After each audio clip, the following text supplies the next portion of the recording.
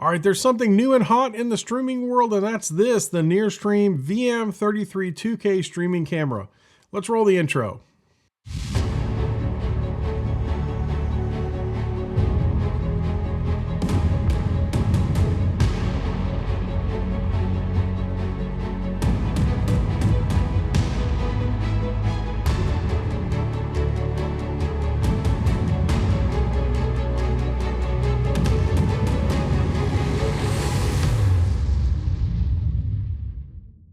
All right, in full disclosure, they did reach out to me and send me this camera for review, but this is my review and they didn't tell me what to say.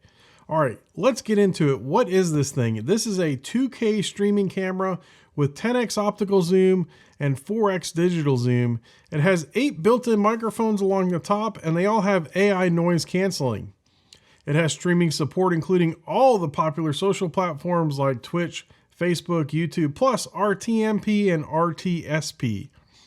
The NearStream app has support for multicam, picture-in-picture, graphic overlays, audio mixing, auto director, and also NDI-HX. It has both wireless and wired webcam support, and it's compatible with iOS, Android, Mac, and Windows devices. Now, this is the 2K version. If you need more resolution, there's a 4K Ultra HD version. That's the VM46. All right, let's dive into some of the features that the VM33 has. The first is the optical and the digital zoom. It has a 10x optical zoom and a 4x digital zoom, and unlike some other cameras in this space that just have the digital zoom, this has the optical zoom, which means that there's actually lenses inside the camera that are moving to zoom in and out, whereas with a lot of other cameras that just have digital zoom, all you're doing is you're cropping in on that sensor and you're getting a slightly worse picture when you zoom in. All right, let's talk about the image and the video quality.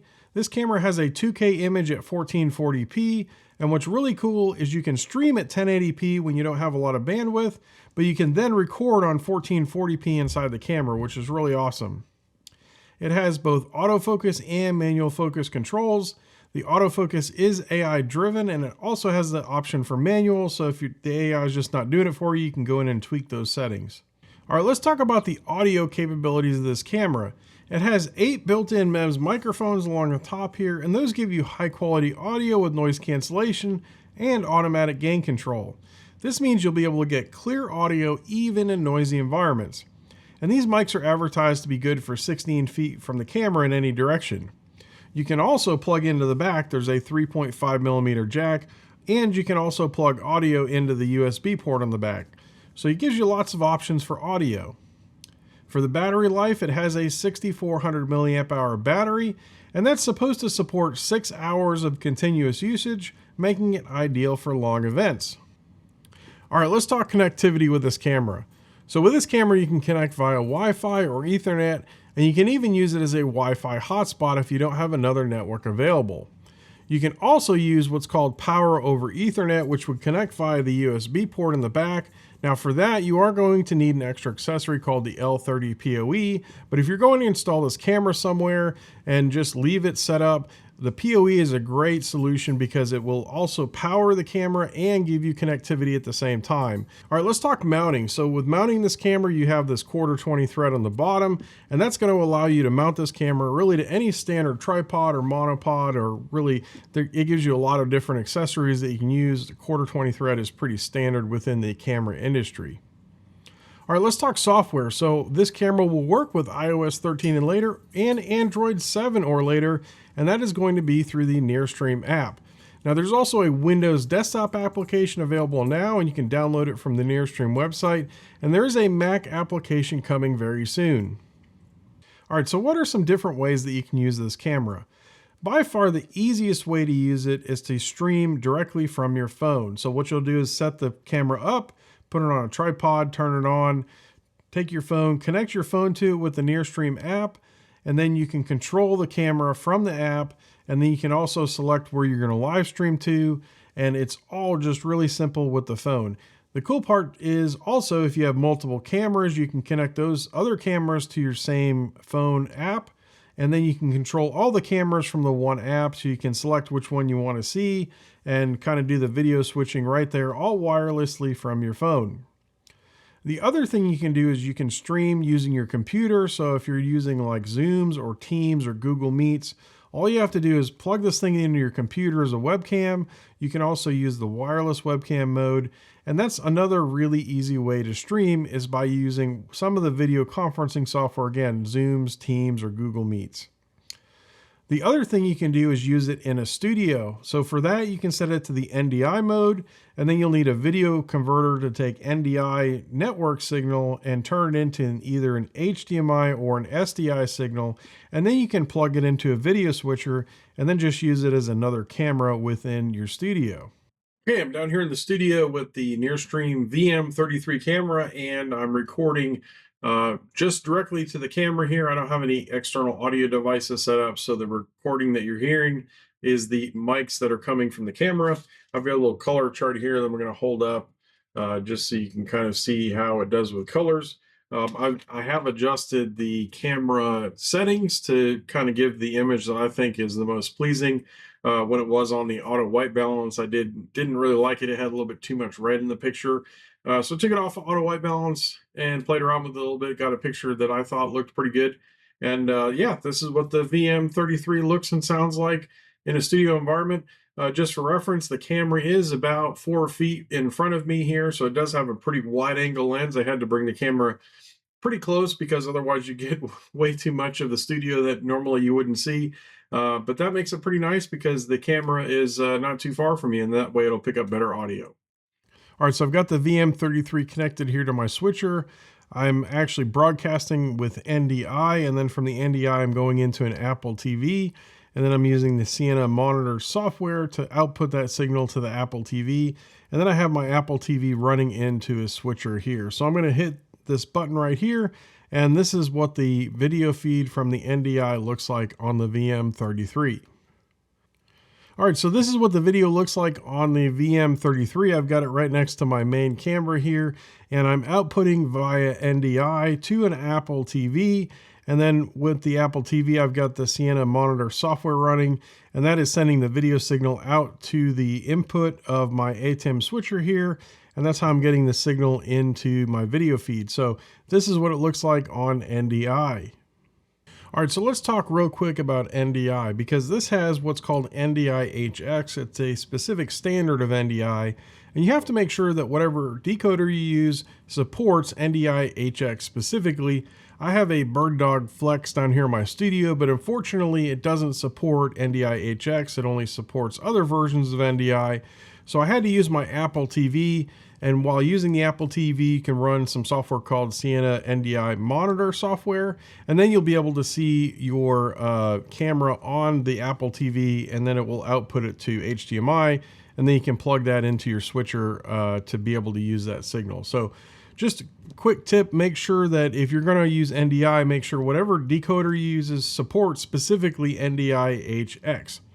Also, I wanted to let you know that as of right now, it doesn't appear that you can record on the camera while in NDI mode, and you can also not make any changes to the picture after you've gone into the NDI mode. You can change them and then go into the NDI mode, but once you're in that NDI mode, you really can't make any changes. You have to take it back out of NDI mode and then make your changes to the picture and then go back into NDI mode. So I'm told by NearStream that they plan on addressing both of those things in a future firmware update.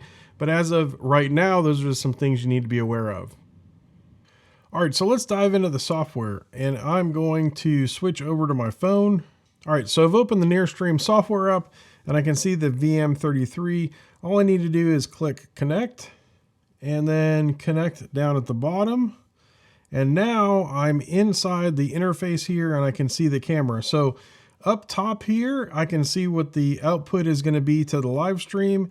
And then down here, I can see all the different cameras. So I want to go over the interface a little bit.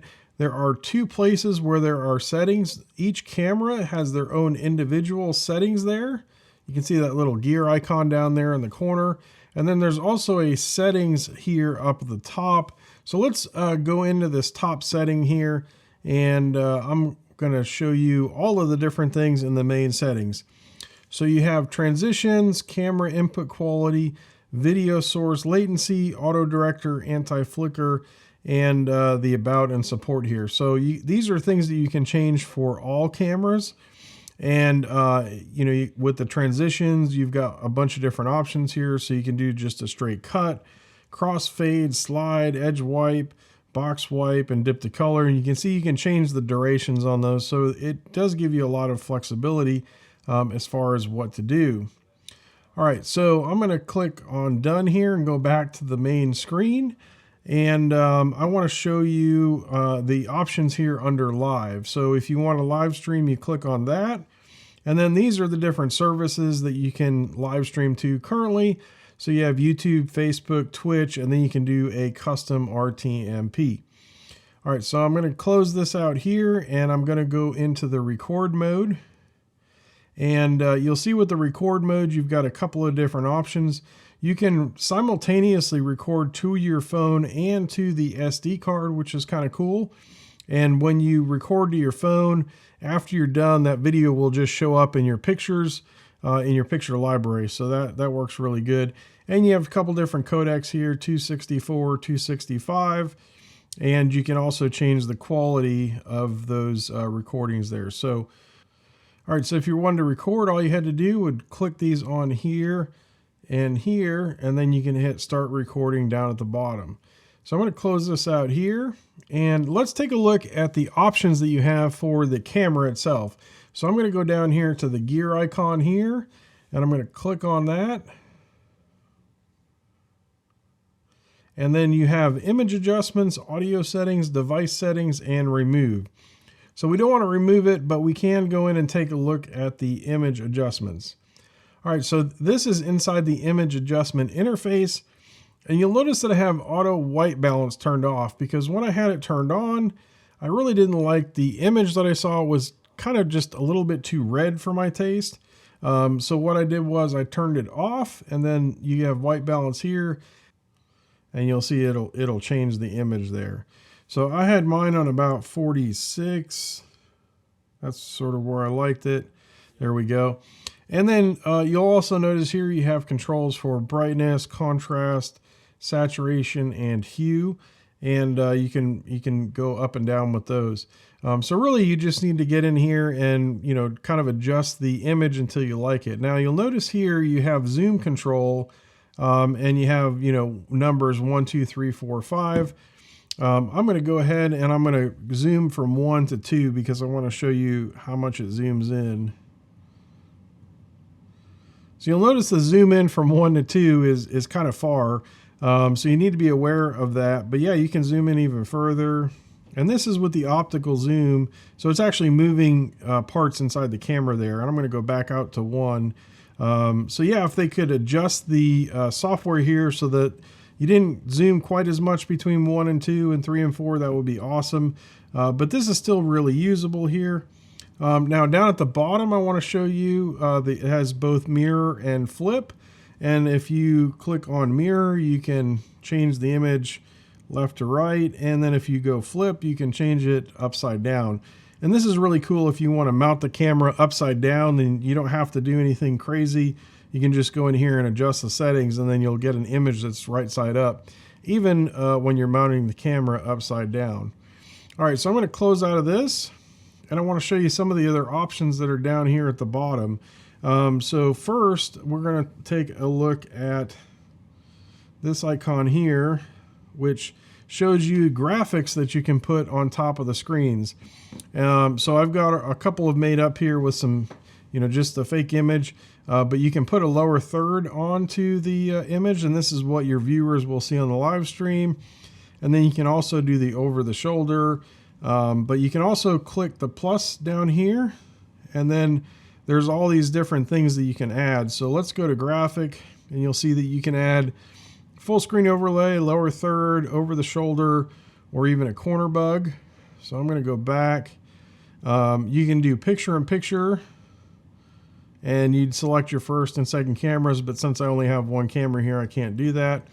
Multi-view, again, if you have multiple cameras, you could select multi-view, and there's all these pre-selected layouts where you could show cameras A and B together on the same screen. And then also I'm going to show you on audio, you can go ahead and add music into it as well. So lots of flexibility here. You can add a camera. If you had other cameras, you could add them here. But that's basically how you would add other things onto the screen. Now you notice I still have those overlays on. So I'm going to go down to here, to here, and I can turn those overlays off. So there you go. The NearStream app makes it really simple to kind of control all this, from your phone. You don't need any wires or heavy equipment or find plugs or anything like that. So it's really cool that it's all wireless. And I would say the app is pretty easy to use. The only confusing thing about it, even a little bit, is the fact that you have these options in two different places. So for the camera, you have the bottom corner of each camera feed, and then you have the options up there at the top. So that's it. This is the NearStream camera, and this is the app on how to use it. All right, let's wrap this up by talking about 3 things that I like about this camera and 1 that I don't. So let's start off with the one thing that I don't like about this camera, and that is I wish it had an HDMI output, because if it did, I could just use it in my studio as another camera without having to use any extra equipment. But it's really hard to fault the camera for that because, well, it wasn't designed to be a studio camera. So, all right, let's talk about the things that I really like about this camera. The first is that it has an optical zoom. And I really like that because with the optical zoom, it gives you a lot more flexibility about where you can put this in venues, because you can hide it away in the corner and just zoom in. Whereas a lot of the other cameras that have a digital zoom, you really have to work hard about where you're going to put them. Often they have really wide angle field of views, and you have to get those cameras up really close, and they might get in the way of some events. So I really like that you have an optical zoom on this VM33. The next thing that I really like, it has both wired and wireless webcam modes. That means you can use it with Zoom or Teams or any of those other video conferencing softwares. So it really just gives you another way to stream, and it really allows you to use the camera when you're not only streaming, but just for regular video calls, which is pretty awesome. Okay, the last thing that I really like about this camera is actually a two-way tie. The first is that it has a 6-hour battery life. So if you're going to an event that's not more than 6 hours, you're not going to need to bring extra batteries and plugs and all that kind of stuff. It really makes using this camera very easy. And the other thing that I really like is that you can stream at 1080p and record at 1440p. So you can stream at the lower quality to make sure that you don't have drop frames and things like that. But then you can also record on the camera to 1440p or record on your phone to 1440p. So when you get home, you can download that higher quality video. What do you think of the VM33? Tell me in the comments below. If you want to get one for yourself, check the link in the description below and go to the NearStream website, and you can order your very own VM33.